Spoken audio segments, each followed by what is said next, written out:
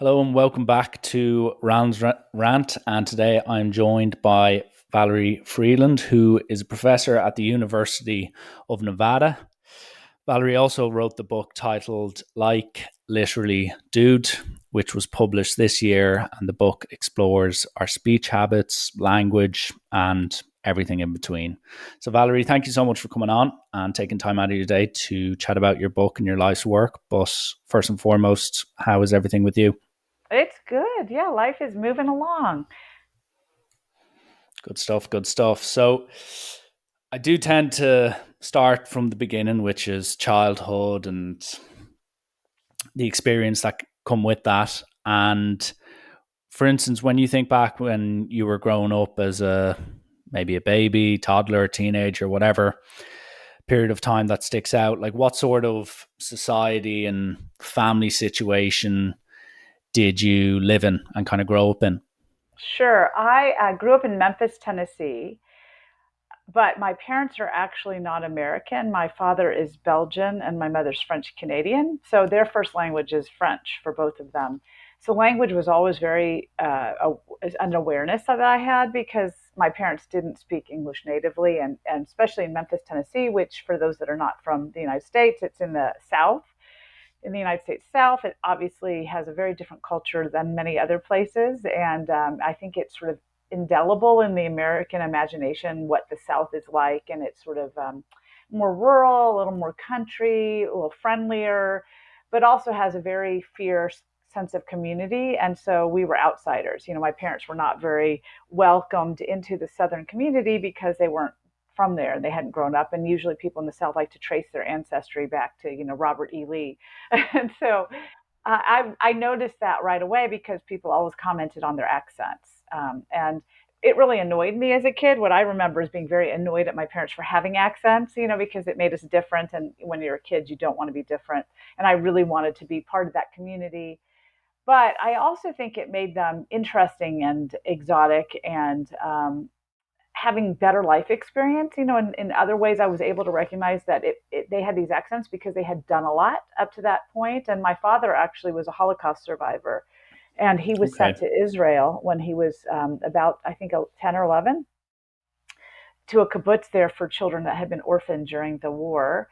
And so he also spoke Hebrew and Yiddish, and then he ended up emigrating into to Montreal, which is where he met my mother. But my parents had had so much life experience, and it was represented through language because my father's experiences, every place he went, he learned a new language, he learned a new culture, he learned new things, and I always found that fascinating.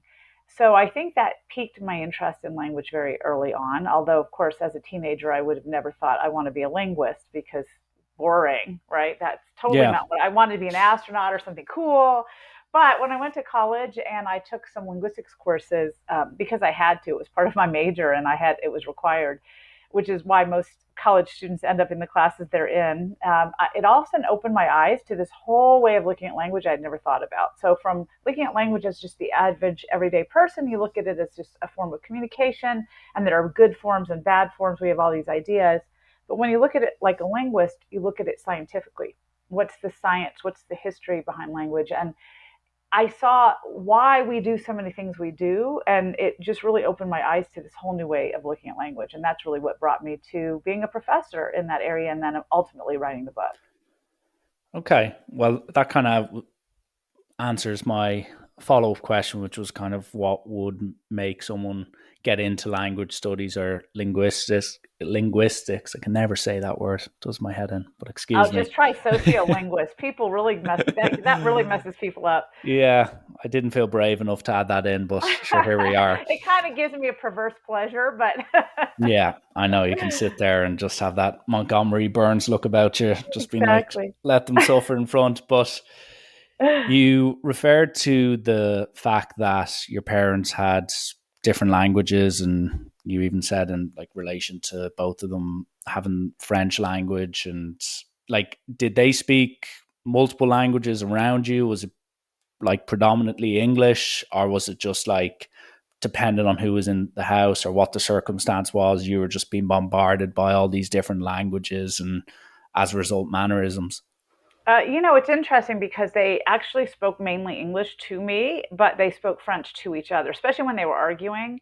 It was always in French. Or when it was discussing something they didn't want me to understand, they would switch to French. So between the two of them, they spoke French.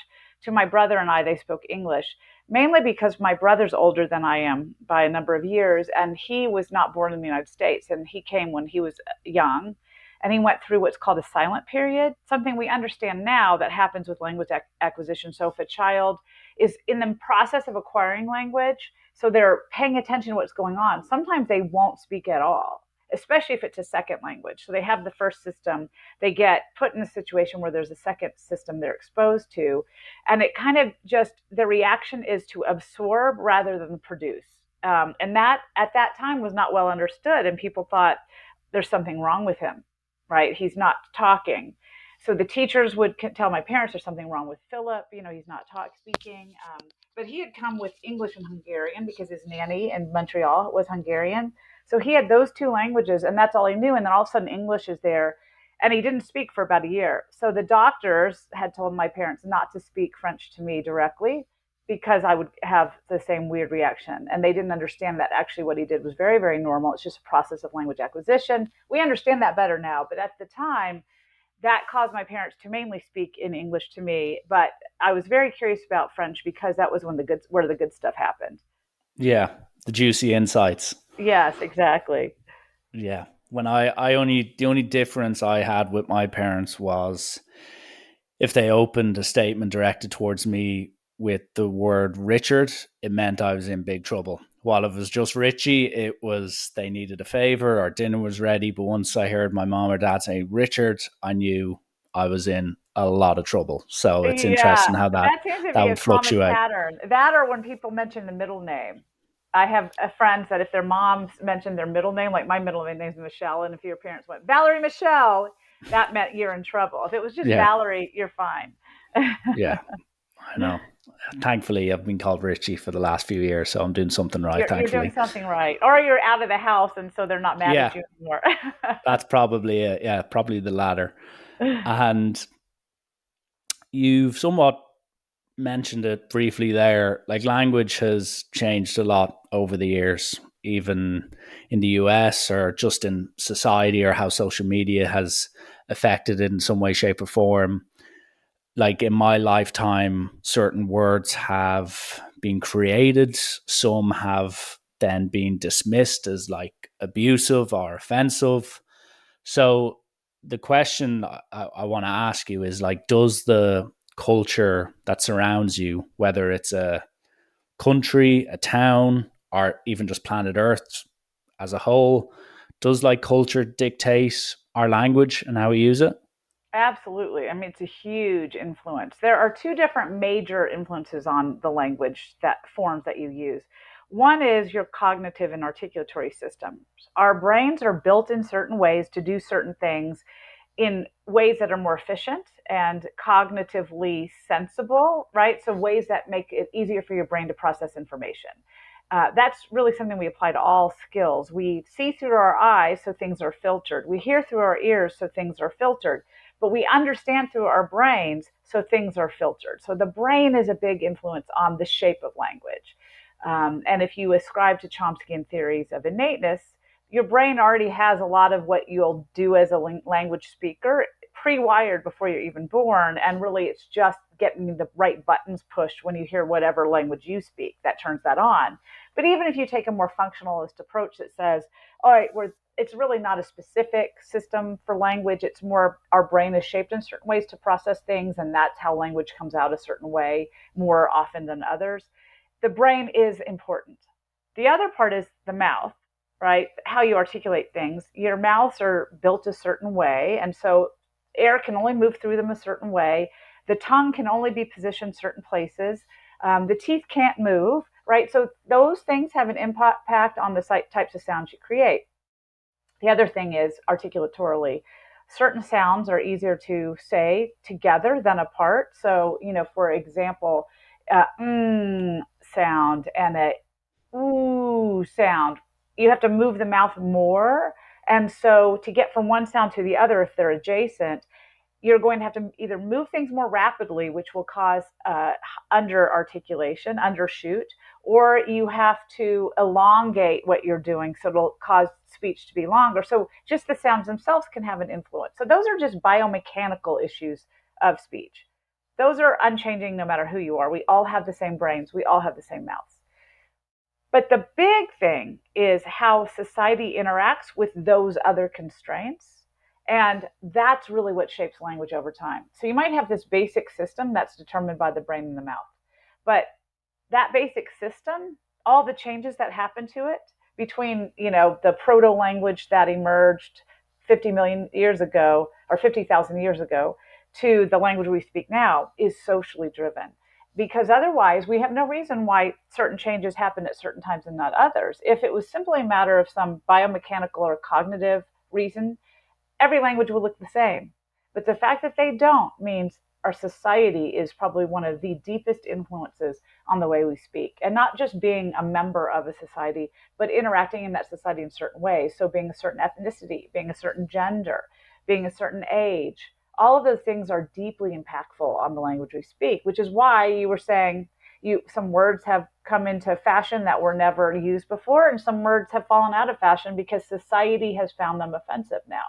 Those are really rapid changes, and those are all based on who's hanging out with who's talking to who or whom, if you want to be prescriptivist, Yeah. and what meaning those words have taken on in that context, in that social cultural context. Yeah.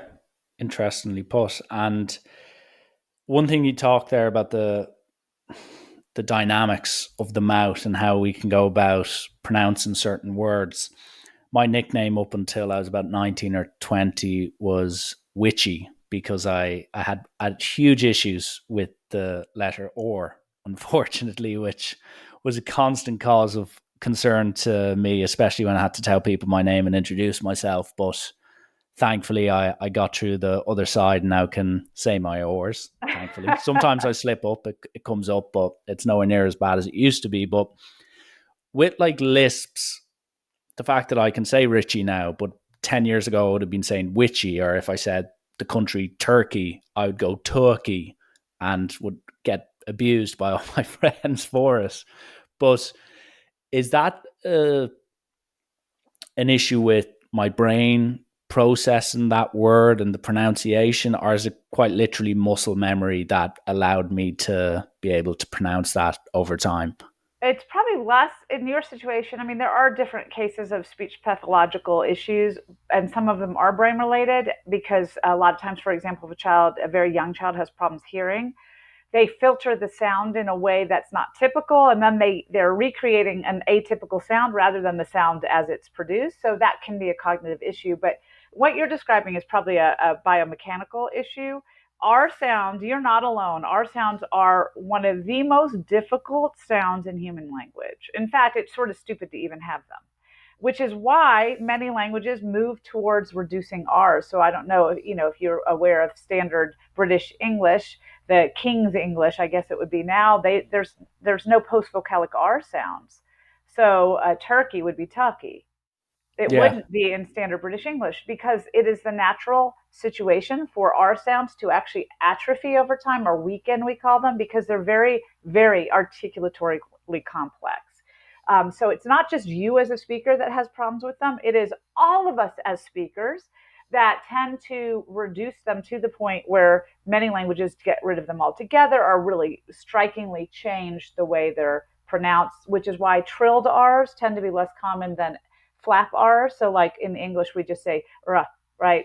Turkey. But in Spanish, it'd be perro, perro, which is a word. I think it means dog. Where there's a trilled R's. Well, trilled R's are actually very complex to make articulatorily. So those often historically, because English probably had a trilled R at one point, they reduce over time. So your R problem is actually a universal problem. It's not yours alone. But what happens is when a language does have them, they're very late acquisition. So no babies have R's. You don't hear babies babbling R sounds. They go ba ba, ta ta, da da, mama, but they don't go rah rah rah. You don't hear it very often. And it's not really till 5 to 7 years old that children start to actually acquire their R's. So if you listen to 3 and 4 year olds, they almost always do those weird R less things, and they would say your name Richie as witchy. And same thing with L sounds. Like my name Valerie is just the worst name ever for a small child to say. I'm Bowowie. I'm always Bowowie to small children because they can't say those sounds. L's are the same way. L's and R's are both really hard. So what happens though is certain children just have less of the muscle control at a certain age that is able to discern by listening to it the correct muscles to make that sound. And then if they miss it at a certain point, it becomes harder and harder to get. So you have to really then start doing some focused effort, which is why we go to speech pathologists a lot of times that help teach a child through just practice. Here's the tongue position. Here's the tongue position. Here's the tongue position. And over time, just habit and practice, it will help you get those R's corrected. Some people do that on their own when they start to be aware that they haven't correctly acquired that sound.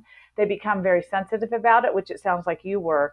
And then they'll start to really work on articulating those. And then when you put conscious effort into that, then you're teaching your body how to make that sound. And over time and practice, you can usually get that, unless there's some biomechanical issues. So certain children might have a cleft palate or a tongue that doesn't quite work as it should, and then it's going to be harder. But most children that have that kind of problem can be taught to learn that positioning. But the reason R's happen to be the one that most children get hung up on, there are tons of children that have that problem that you had, is because it's such a hard and complex and sort of stupid human sound, frankly. Here to that. Absolutely. Not that I don't like R. R, I like you, but it is a problematic sound. If it makes you feel better, my son is named Cole, Cole, and he also had problems with R's and L's, and is just now, as almost 18-year-old, start really getting them down. And he could not pronounce his name for years, and I felt so bad giving him a name with an L.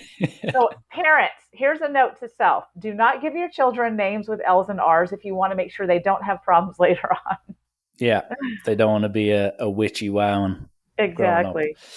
But no, that's interesting and somewhat therapeutic to hear. And that's kind of aiming towards the nearly improvement side of things, where there may be a deficiency or so-called deficiency in how someone would speak and how they can work to hopefully improve it or overcome maybe setbacks in the vocal arena, so to speak. But in your book, in some of the early chapters, you speak about how like people would tend to be lazy with their pronunciations. And I don't want this to turn into a tribute to my parents, but they have raised me in such a way that my vocabulary is based along what they taught me to say and not to say, or how to pronounce it. But when I still say the word stunning, I go stunning, and I don't really announce the ing properly. And my dad would always just go ing, stunning. And it's something that I just keep doing. I'm aware of it. I know how it should be pronounced, but I refuse to announce it. Why has this laziness? And I see some big politicians, celebrity do the same thing, especially with like ing or maybe 2-syllable words that are common. Why is that? Because it doesn't seem like a society thing, because I hear people from England say it. I hear people from Ireland, from the US say it. So is that simply laziness, or is there something more than meets the eye? I have a sense that this is all going to be heard very clearly by your parents. That this is basically for me to talk to your parents. So, Richie's mom and dad, let me lay it out for you. There is actually nothing lazy about that articulation. So, in the book, what I talk about is how people have judged those things as lazy articulation. So, when people say walking instead of walking, or stunning instead of stunning, or when people say things like gonna wanna have to, those are the things we tend to talk about as lazy speech, and we tend to look at people unfavorably that do it. So that's you're not taking time, you're not being careful. There are two things I'll say to that. One is, more generally, when we start to call things lazy, we're only looking at the one thing that people do that's more efficient from an articulatory standpoint, without thinking of all the things that we do ourselves that are from an articulatory standpoint more efficient and have caused deletion over time. So how many people say often instead of often? Well, often is the standard pronunciation now, but it's because of articulatory efficiency that T, which was there originally up till the 15th century, got deleted. When you say like words like walk and talk, if you say walk in, I might criticize you for dropping a G, but in the 15th century, we dropped the L and no one hits us over the head with that, right? So all of Mm. those things are about articulatory efficiency. So language is about becoming more efficient over time. We find languages move that direction all the time. There is no reason why a language needs to be difficult. What a language should be is maximally communicative in the minimum of effort. All right, that's the point of language. Is we want to communicate ideas. We don't need to articulate every sound that, for weird reasons, have been stuck together that aren't articulatorily efficient. So that's one answer to that laziness question. But the specific feature you're talking about, the ing progressive ending, so we call that a progressive ending. So it's usually on verbs when we want to indicate that something's habitually or continuously happening. So I am walking every day to school. I am eating cookies all the time. That sort of displays this habitual action. So it's called a progressive form of the verb. That ing ending that we are so tied to with that G on the end, and this is particularly for your dad, who I'm sure is lovely in Mm. all other respects, but that is actually the wrong ending. It is historically in, not ing. So all the people saying in, like walkin, stunnin, they're actually right from a historical standpoint. The original progressive ending in English was something in Old English that was pronounced inde, inde, inde. But what and that meant something that it could be used progressively, although it was fairly infrequent. But it was a verb form participle. It was the verbal participle, which is what the ing verbs are today. In Old English, the ing ending, which was pronounced inge, was actually a noun form. It was for nouns, not verbs. And it gave us words that were full nouns, like they didn't have any verbal qualities. They were things like evening. The word evening is an Old English form using the ing, and it's a noun. It doesn't do any verbal things, right? So ing was actually a noun ending in Old English, not a verb ending. IND was actually the participle ending that we call ing today. What happened is there were sound changes that happened around the 11th century, 11th and 12th century, that decreased the amount of stress that English speakers put on their final syllables, which then caused a lot of those final endings to drop off. So inge and inde became ind and ing, and then the D and the G also dropped off. So it became in and in. So it was speakin' and speakin', right? So it was the same ending, whether you were talking about a noun or a verb form.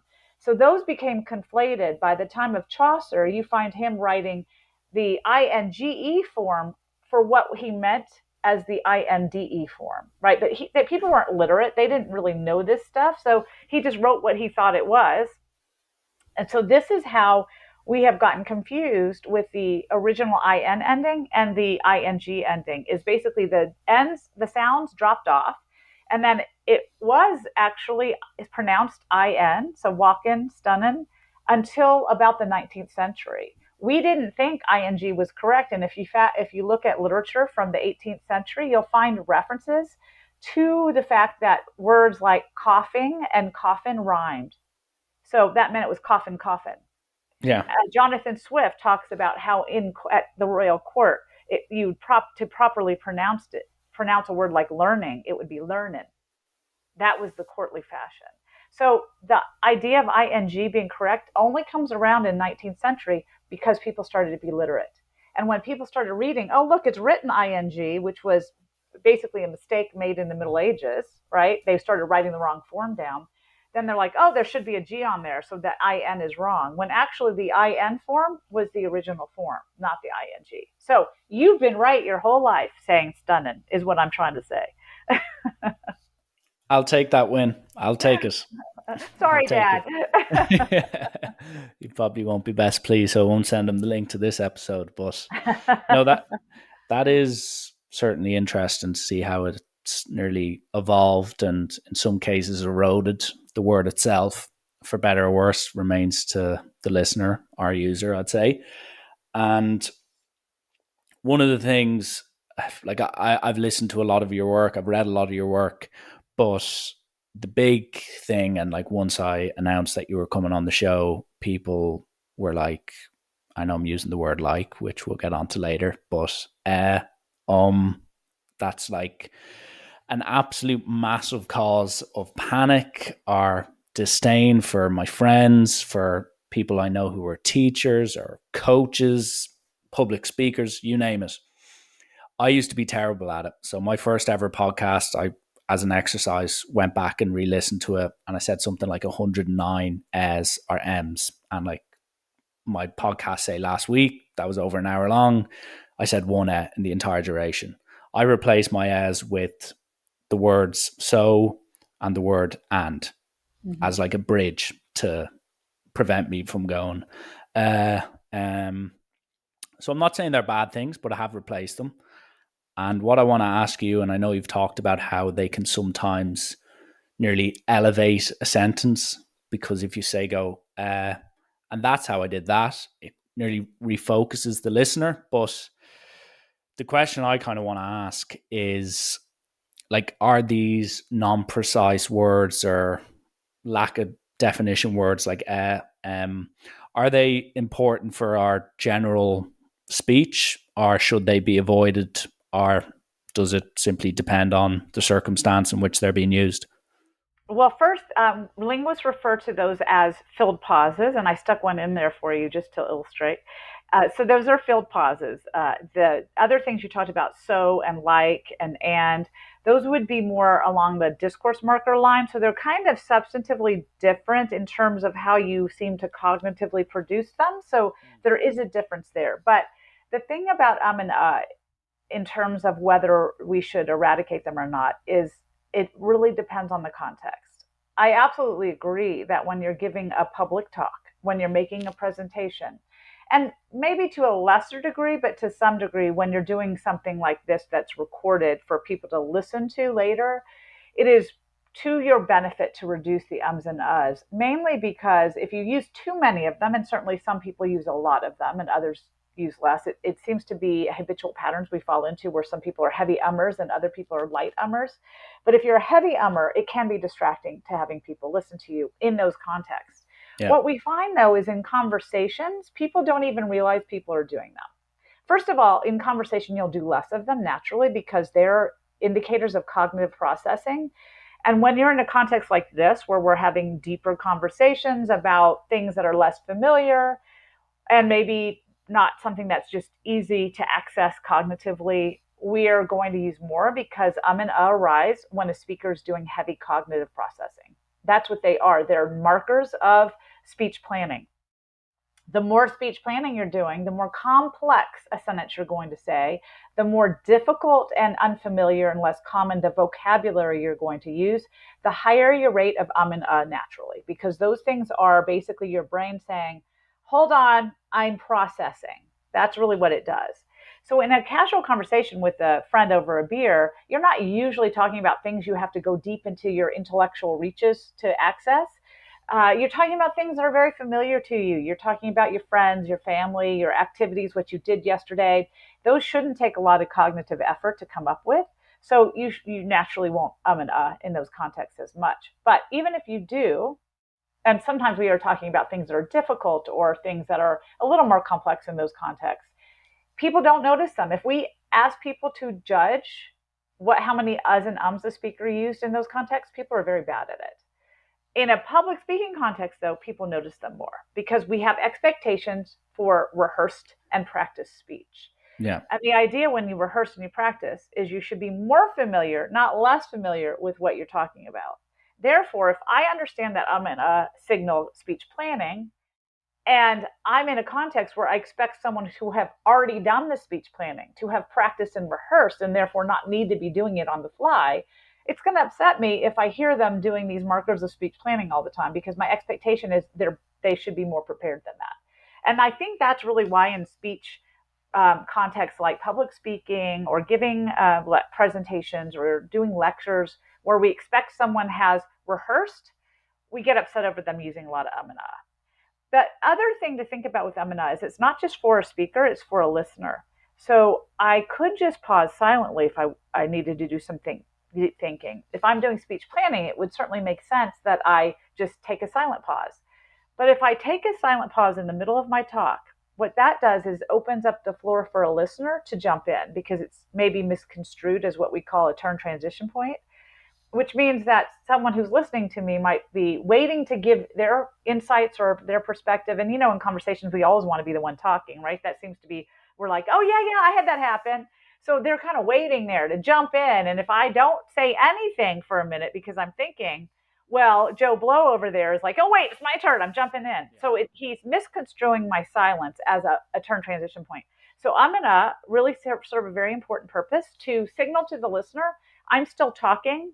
It's a sort of signal of non-completion, and therefore back off, don't jump in my turn. And even more interestingly, signals I'm taking a longer delay than So we find that when people they're just going to come right back and give you what they were thinking of. But when people there's a longer delay after the than after an which means they notice and recognize they need more processing time.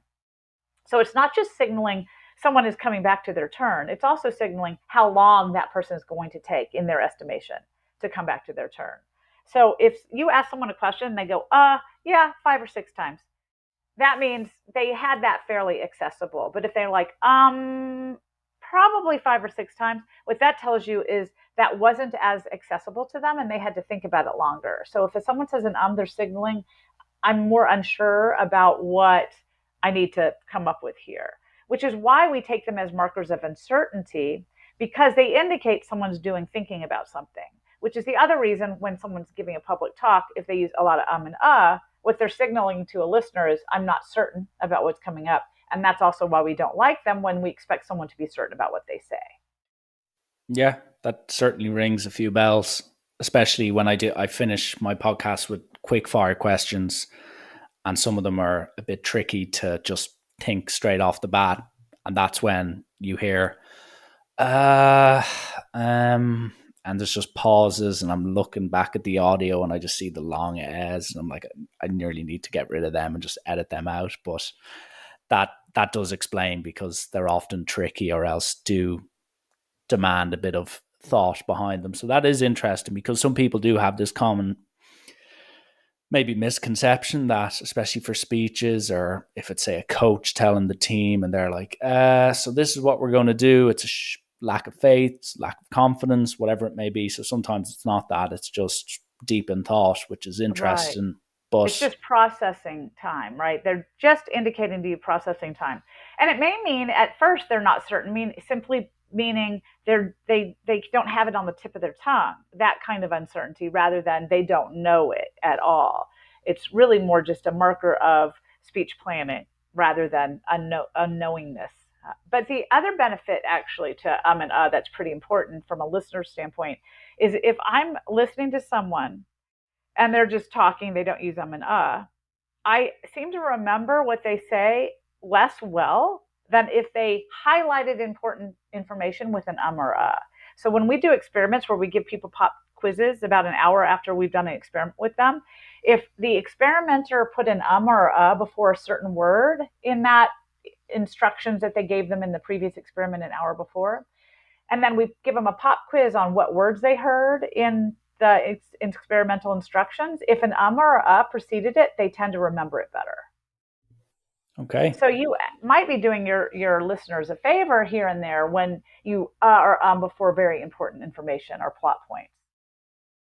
Okay. So sponsors now will be like, make sure you say or before exactly. You go in for 30-second spiel. Marketers take note. Right.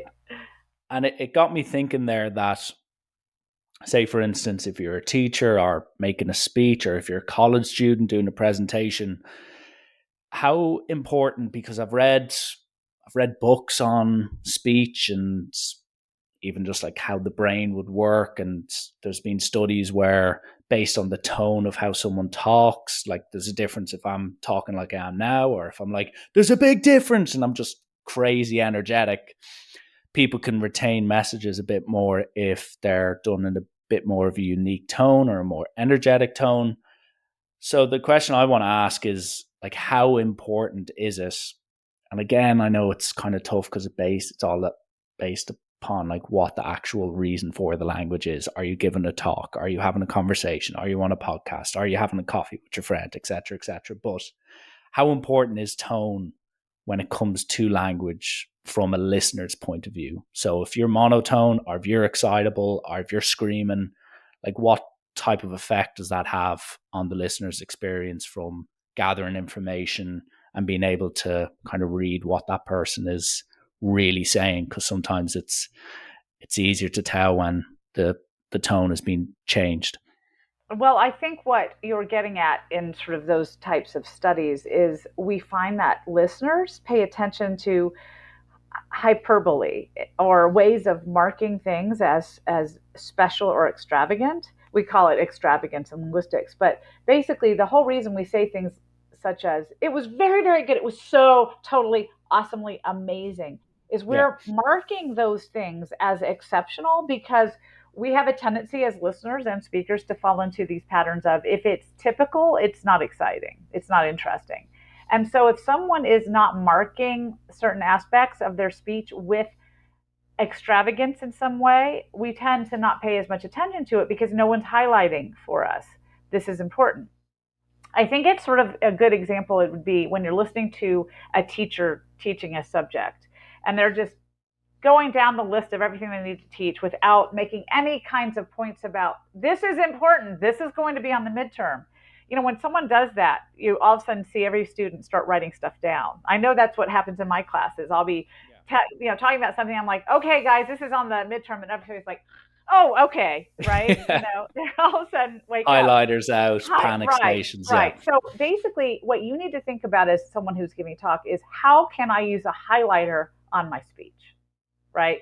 What are the important things to highlight? Now, the problem is what we find is sometimes people highlight everything, right? And then that's no better than if you'd highlight nothing. So what we find is when you use things like varying up your speech tempo, using in speech intensity differently, which means going from louder to softer and softer to louder kinds of changes or variances. When speed up at exciting parts and slow down through informational parts, for example, those all add up to signaling to a listener what you think is important. And therefore, they will devote more cognitive resources to it. The same way that and work to highlight certain pieces of information. So, as a speaker, when I use and for example, I'm saying this is a harder thing. This is a deeper thought. This is something more unusual. And that's why it's taking me longer to say it. So, as a listener, what we think happens is because the speaker used an or and we know what and actually signal, which is harder cognitive processing. What it does is when someone starts saying or it alerts my brain to devote more cognitive resources to unpacking what they're about to say than they were using before, which is probably why I remember it better later, because I've diverted more of my cognitive resources to new information processing. So same thing when you're highlighting things with vocal intensity, when you're highlighting things by speeding up, what it does is it marks for a listener to devote more resources to this new information that you are packaging for me by alerting me to the fact that something exciting or new or interesting is happening here. So I think the idea when you give talks and have conversations is what are you doing that helps the listener unpack what you think is important in the things you say? And this is why we hear so many new adverbial intensifiers come into the language. So this is where we get things like that was horrifically awful, where we are using this word that we don't use that often in that context because what I want to signal to my listener is it was way worse than just normally bad. And that's again a way to highlight it, and which is why literally used non-literally has become very popular because what I'm trying to do is highlight it is so freaking awful that I literally almost died, right? I want to highlight that it even though it wasn't literal, it feels like it was literal and therefore it's Yeah. something marked. And by using that, it makes you notice what I'm saying more. Not necessarily happily. A lot of people complain about that use, but that's sort of the effective strategy of highlighting things. The thing is, if we do it super consciously, it sounds weird. So if I'm like, okay, what's important in what I'm about to say? I'm going to speed up really fast, right? I mean, Yeah. that sounds weird, right? It has to be something that you just sort of teach yourself to do naturally without it being something that you're overthinking. And one way people can really improve public speaking context is by doing what you did, recording themselves and watching it later and finding where are points in the types of styles I use speaking that I might be able to improve listener ability, even though there's nothing wrong with what I was doing. Do my ums and uhs happen at such a rate that it's distracting? And if so, then I need to focus on removing them. Do I have a monotone voice and therefore I'm never highlighting the important parts? And then I should know, well, that's something I should work on. And then you can practice giving that same talk with doing it in those points. And what we find is when people start to habitually practice certain speaking traits, it can help them improve those speaking traits in their speech. Although as a linguist, all speaking traits are created equal, so there's nothing wrong with using a monotone voice. It's simply a matter of listenership. Yeah, true. And I get my fair share of excitable episodes. Then I've episodes where I'm talking to someone from Australia and it's 5 in the morning, so I'm very tired and it's a bit of a disaster. So I completely get what you're saying when it comes to the tonality of a voice, and also the excessive use of the word literally. Like I was stuck in an airport 2 days ago and 7-8 hour flight delays and talking to my friends on different kind of phone groups. I was just like, it literally is the biggest fiasco ever. And like, it obviously wasn't, but that's kind of the English I was using at that particular time. So it kind of makes sense that you would say it's to nearly stand out from the crowd and get people's Right. attention. It's trying to be sort of indicator of extravagance of how the degree to which this is bad is more than normally bad. And that's how words take meaning over time. So the word very, which we use to mean what you were intending there, which is extremely, when you say it's literally the worst thing ever, you're basically saying it's extreme. So when I say I'm very happy, what I mean by that is I'm extremely happy. Well, very didn't mean extremely 400 years ago. What very meant was true or actual, the very same thing that literal means. So literal means it's true or actual. Very originally meant true or actual, and over time has semantically bleached so that now to us it mainly means extremely. But its original meaning was very similar to literal. And it just over time got used so much in that context to mark extravagance that that's really the only meaning we ever use it for today, unless I say something like, on this very spot he stood, where there it means on this very true or actual. That's one of the remnant meanings of its original meaning. So we think it's horrible when it happens in our lifetime. So literally bothers a lot of people, but very bothers very few people. And that's because what happened to very, this semantic bleaching that literally is undergoing right now, that happened 300 years ago. By the 17th century, we find very used now as just extremely as a degree word instead of its original meaning. So none of us were alive back then, doesn't bug us. But literally is going through that exact same process today, and that really bugs us. So it's really a matter of perspective. Yeah, and I was in the States in August.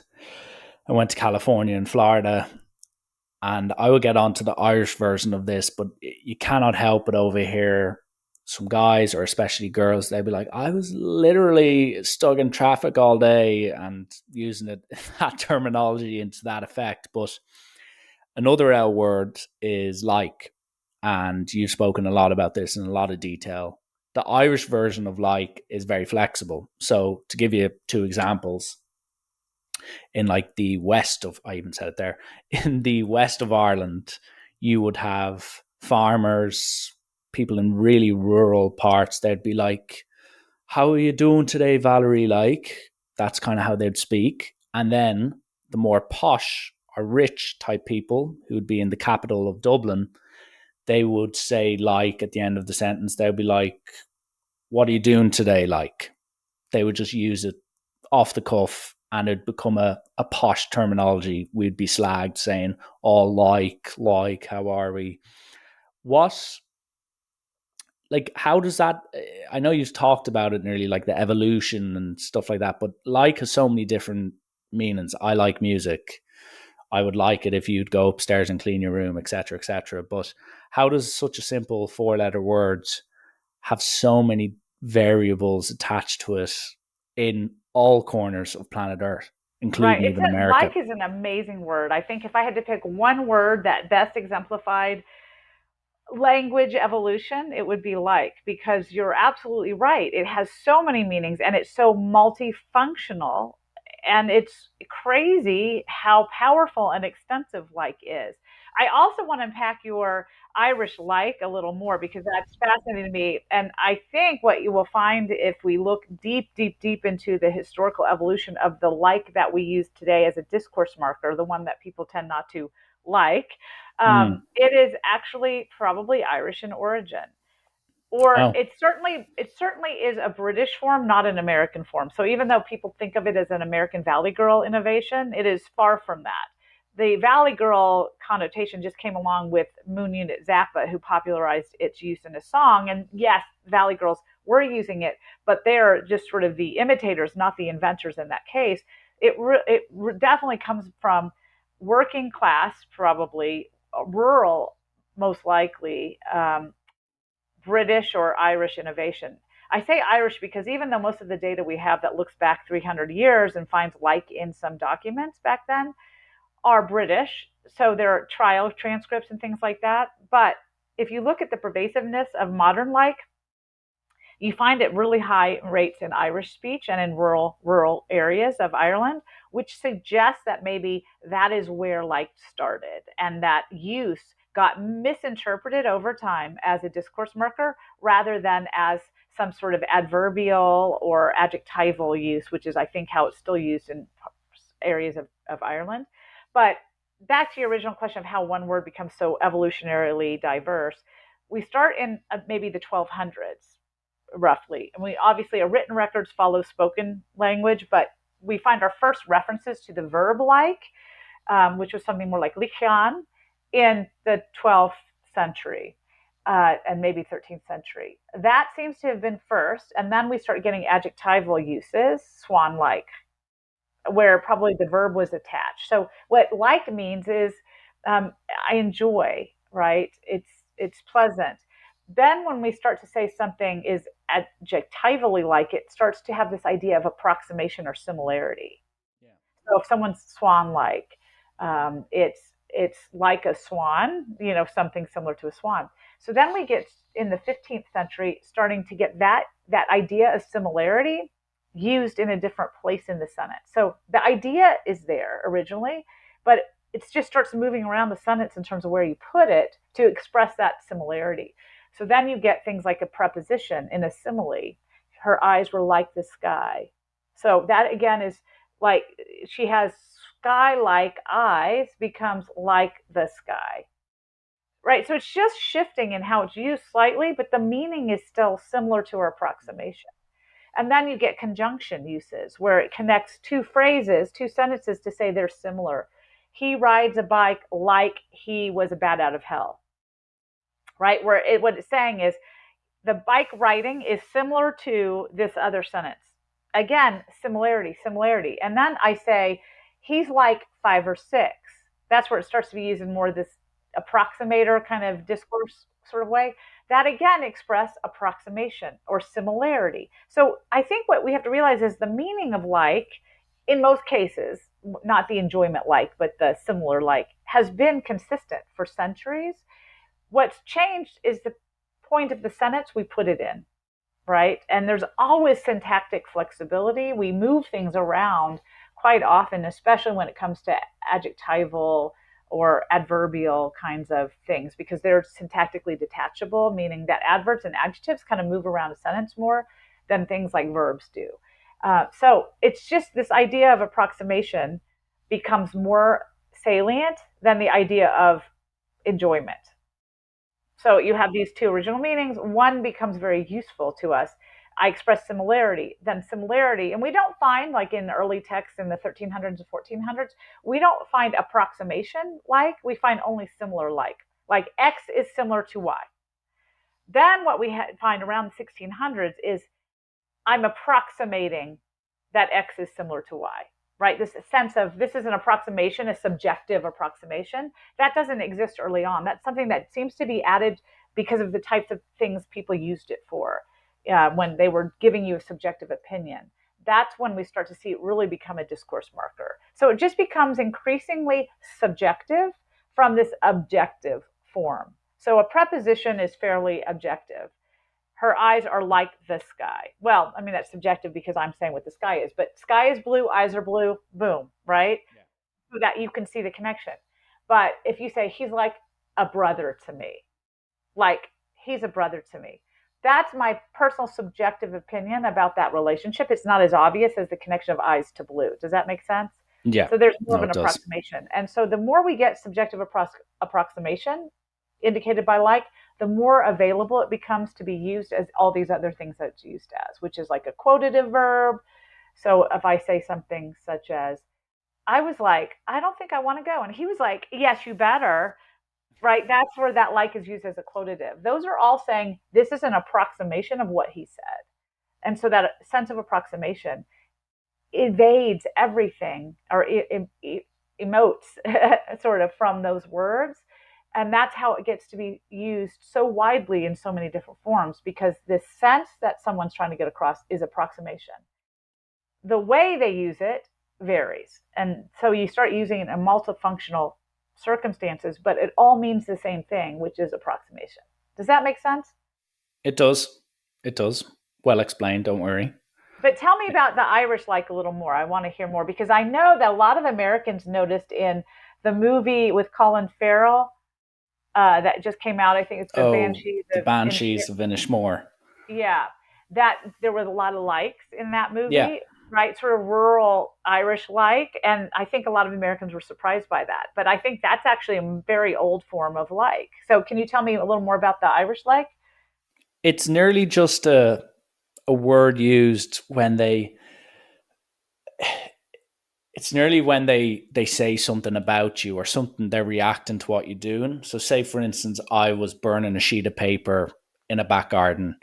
My mother, if she was from rural Ireland, would come out and be like, "Richie, what are you doing?" Like, and they would just say like for the sense of like for the sake of it, I should say, and the expression of like what do you like is a huge one in Ireland. Just like, what do you like if you do something maybe misbehave? Oh, I And see. So not really like asking you what you like, but just sort of what are you doing? What the hell are you doing? Kind yeah. of. Okay. And then as I said, for the wealthy part of Dublin, the capital of Ireland, a lot of South Dublin are considered the rich, entitled class, and they would be like talking, saying, I'm trying to think of a right term here without making a fool out of myself, but they'd be like, what would they say? They would say, I'm trying to think, So it's different though than the like in the rural areas or similar? slightly similar, but just not said in the same pitch or tone. Rural Ireland, it's much drawn out the like. It's like, it's pronounced a little bit different. And then the posh version is like. It's like, I so see. we went on holiday like. That's how I people would see. And talk. it might be used more to describe your own things versus a reaction to something someone else is doing. Is that Yeah, sort of that's sort of exactly. Yeah. okay. It would just Very slide in interesting. common. Because there's one theory when we look at how the theory of how did like get detached from the syntax. So how did like start becoming something that you could delete and the sentence would still be the same versus something if I say he has eyes like the sky, he has eyes, the sky, right, wouldn't make sense. I can't delete it in Yeah. that context. But if I say, what are you doing, like, I can delete that. And what are you doing still makes sense. So, right. So, how did it become detached from syntax? One theory is that that form of like that you're describing, where it was attached to the end of sentences, became then misinterpreted as sort of the onset of a next sentence. So, what are you doing, like? You're a fool. Like, you're a fool becomes misanalyzed as the like starts it because like is often used at the beginning of sentences.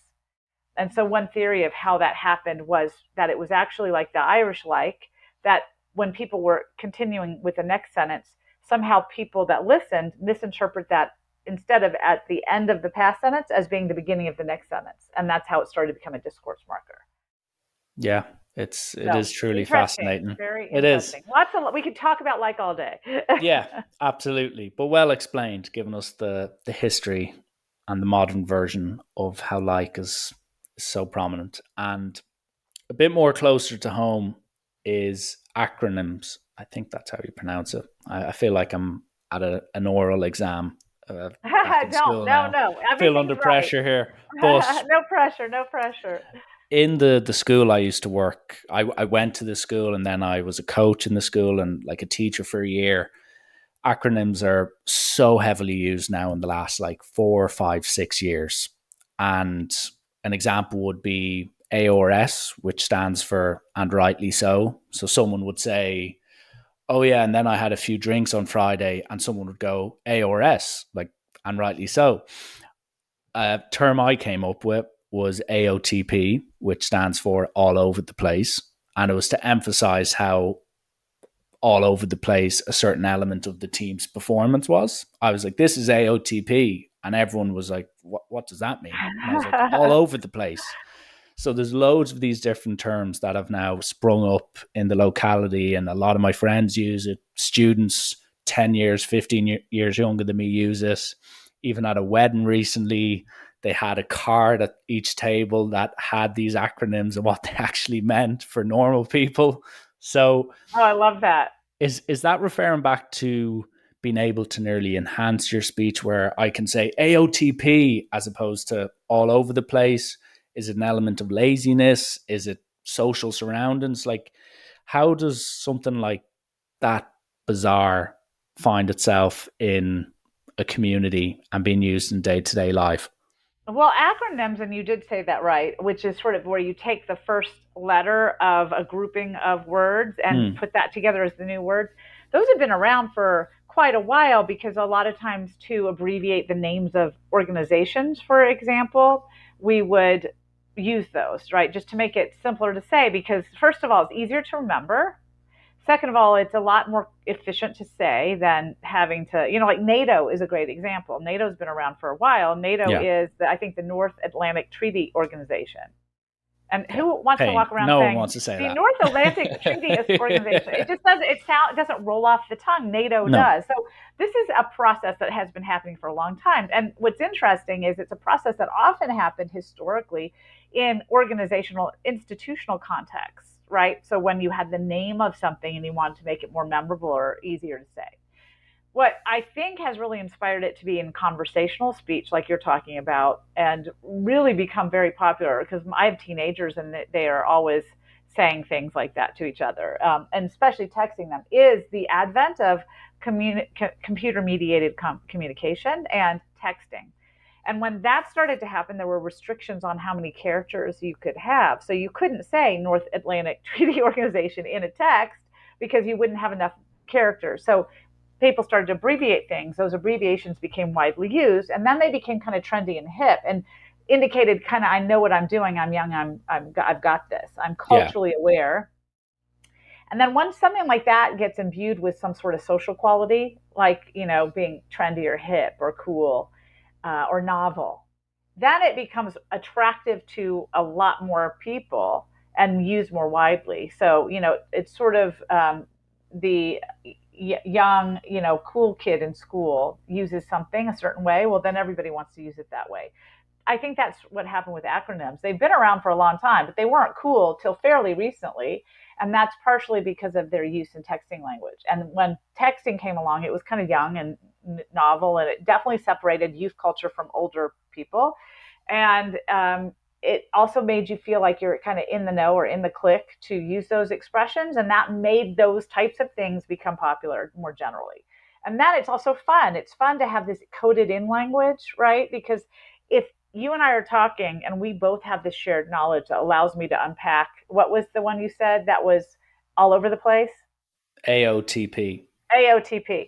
So you and I are saying, oh God, that was so AOTP. Well, the person at the table next to us doesn't know what the hell we're talking about. That's sort of what makes it fun. Part of Yeah. what makes it fun is that I know, we're in this clique together that knows, but that asshole over there doesn't know. right? And so that makes me feel good because we can talk about them and talk about things without them knowing. So that actually adds this extra mystery and fun to it, especially in youth culture. That really makes it cool when someone else doesn't know what you're doing. So all these things add up to making that kind of stylistic choice very popular. And then some of them get widely used and then become known to everybody, like LOL. Or I had someone the other day write in a tweet, because I was on a podcast that's fairly well known. They just wrote ILY. And I was like, what the hell is ILY? But I asked my daughter and she knew. She's like, I love you, mom. That's what it means. I was like, okay, well, now I know, because she, of course, does uses those as well. That it's very popular in her group. I will say I don't tend to talk to my friends in a lot of acronyms, so I think it is a partially age-related thing. But when you start to develop any kind of coded community language like that, it really becomes a signal of in-group membership. And so I think that's what you're seeing at that wedding.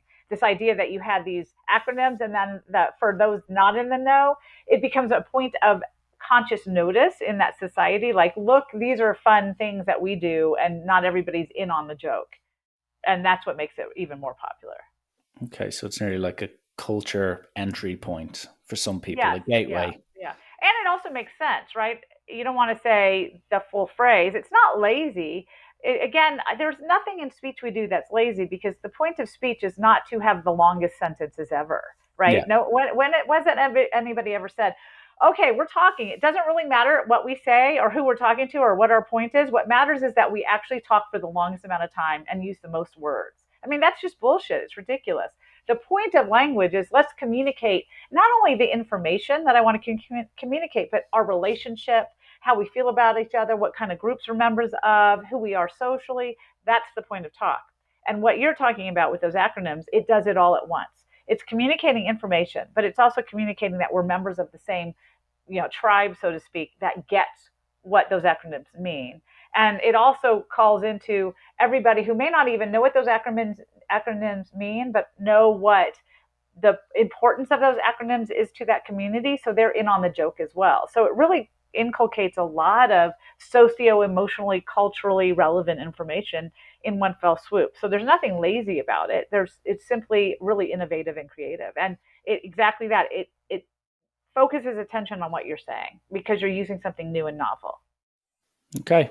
Well, that's good See, to know. you're feeling pretty good after our conversation, aren't you?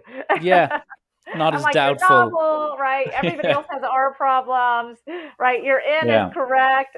I think I'm like the Richie fan here. it has been somewhat therapeutic, so I do thank you for that, Valerie. And yeah, just one of the last things I want to ask you about, and this is more so from the listeners.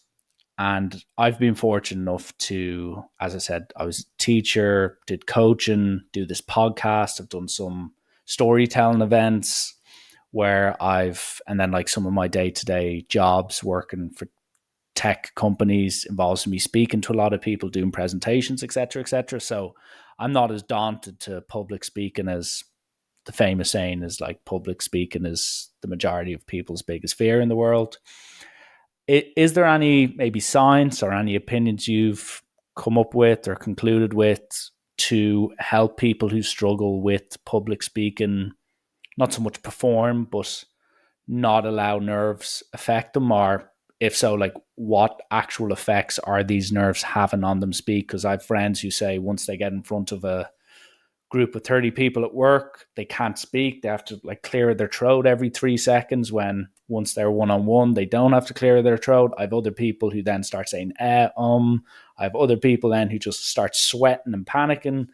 Is there any science behind the effect nerves have on how we so much, I don't know, our output of our language? Absolutely.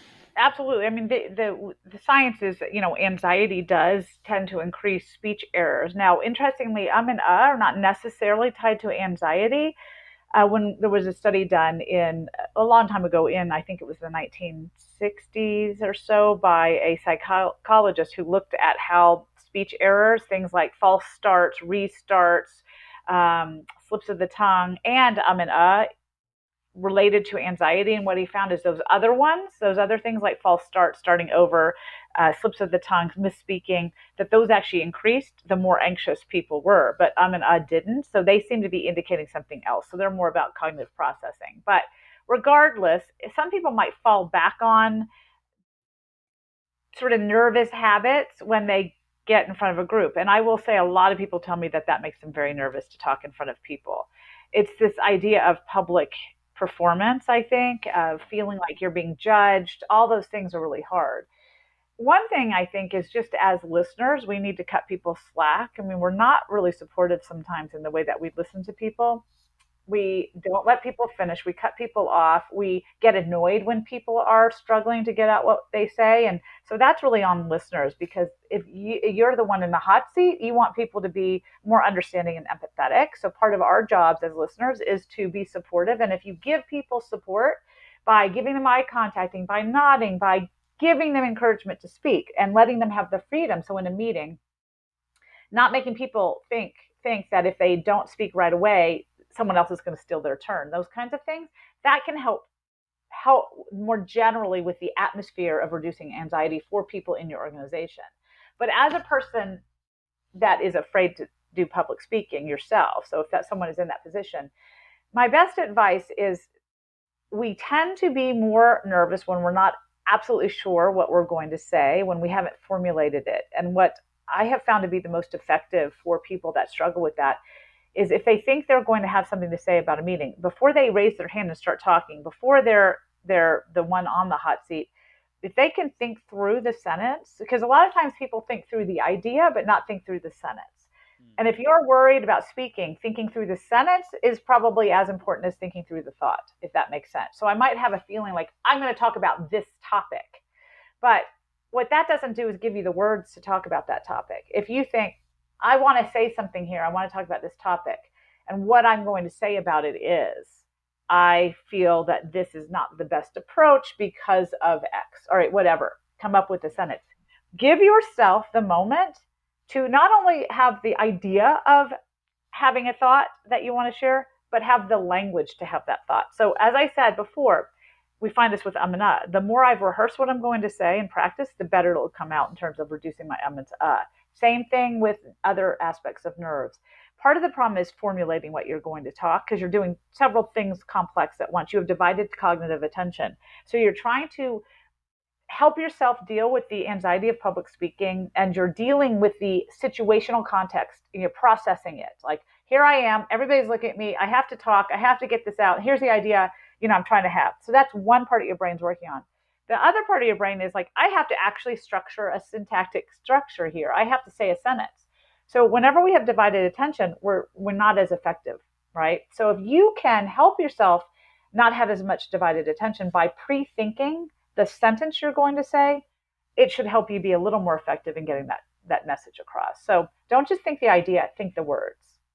Okay, good advice.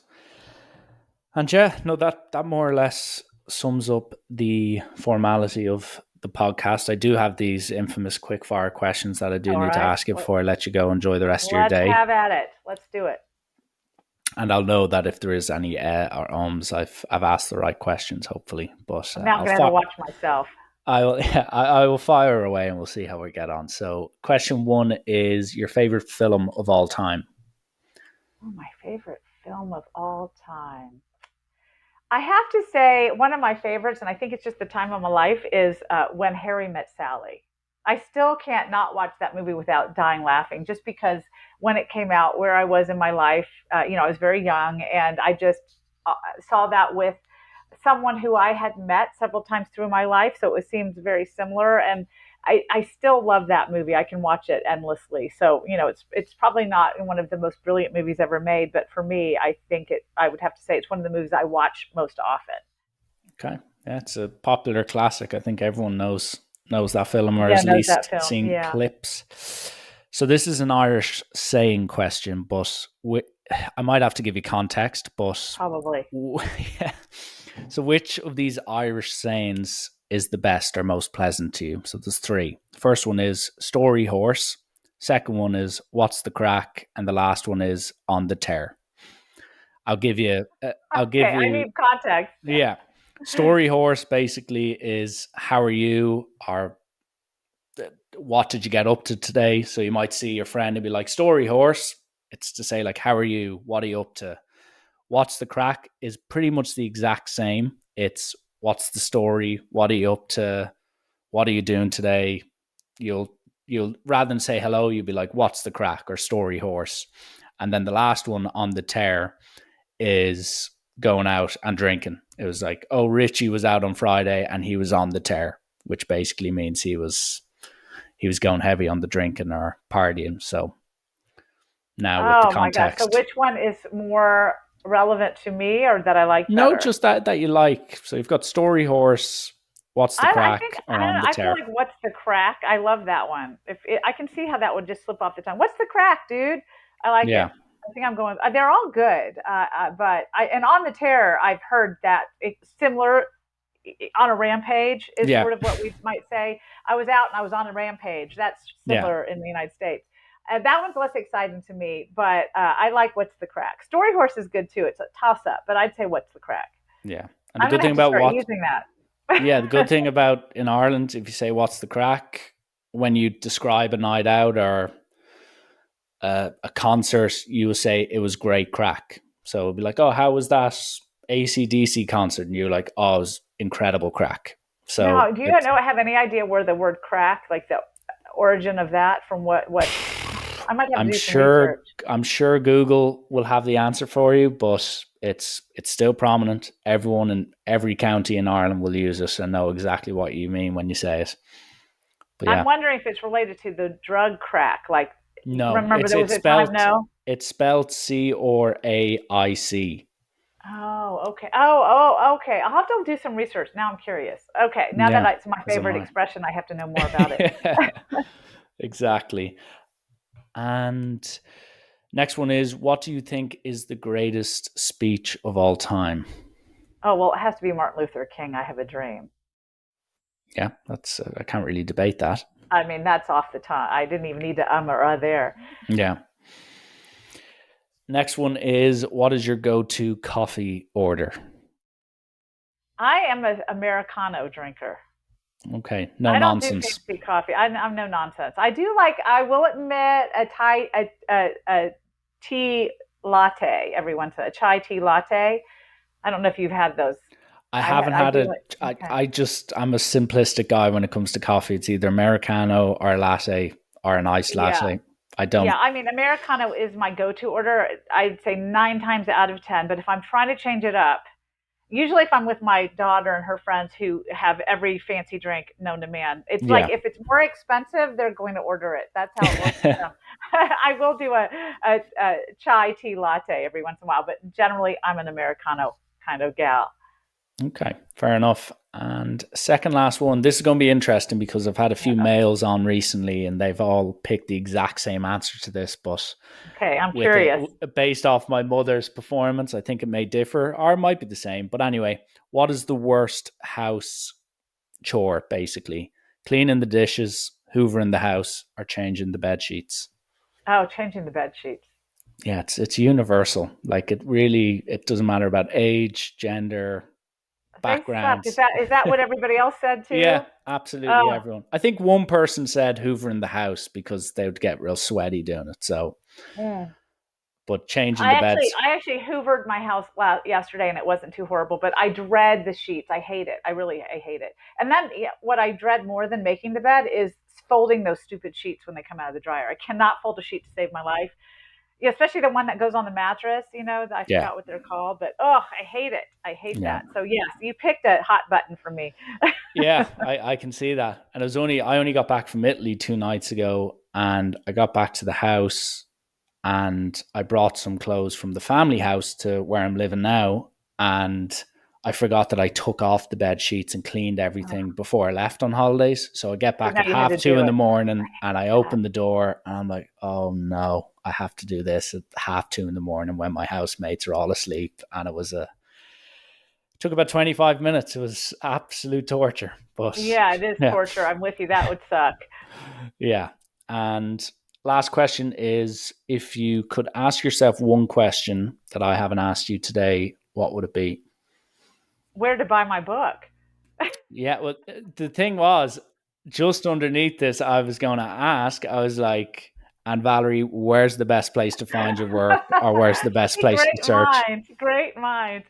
Well, you can buy it anywhere books are sold. So I think probably in Ireland it would be Amazon would be where It's you on get it. Amazon, yeah. Yeah, but yeah, so that's where you buy my book. But otherwise, questions I think that you haven't asked me. You've done pretty well, but maybe you haven't asked me why I wrote this particular book. That would be the only question. Like, what drove me to write a book for a general audience? Because I'm an academic and I've written a ton of books and articles that deal with Yeah. theoretical issues that no one would want to read. Like, never would you ever want to read any of my other books because they are torturous if you're not an academic. But what inspired me to write this book, I think, is one question you didn't ask Well, since you've asked yourself that, you have to give a quick answer before I let you go. me. Because whenever I would give talks about all my academic stuff in public context, even though I would make it so it was accessible to an audience, people would politely listen. And then they come up and say, "Oh, that was interesting, but why do people say like all the time? I hate it when people do that." Or they say like, "God, could you please tell people to stop saying literally, non-literally?" Like I had some superpowers that I could just be like, I'm no one else is ever allowed to use literally, non-literally. So I just thought it was funny that everybody asked me about the same like five or six things, and that I had given them all the tools for answering that question when I was giving my talk. So I talked about why language changes, how things we don't like come about through natural organic processes, all this stuff I'd already talked about, but they couldn't see how it applied to the things that they Yeah, hated. And so I decided, well, let me write a book that spells it out so I never have to tell anybody at the end of a talk that answer again.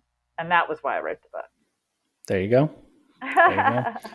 But yeah, no, that wraps it up, Valerie. And for any of the listeners as well, I'll attach your website, your social media channel. So if anyone wants to follow you or read more about your work, absolutely do that. And then, as we said, it's on Amazon Ireland. If people want to get that book, absolutely do.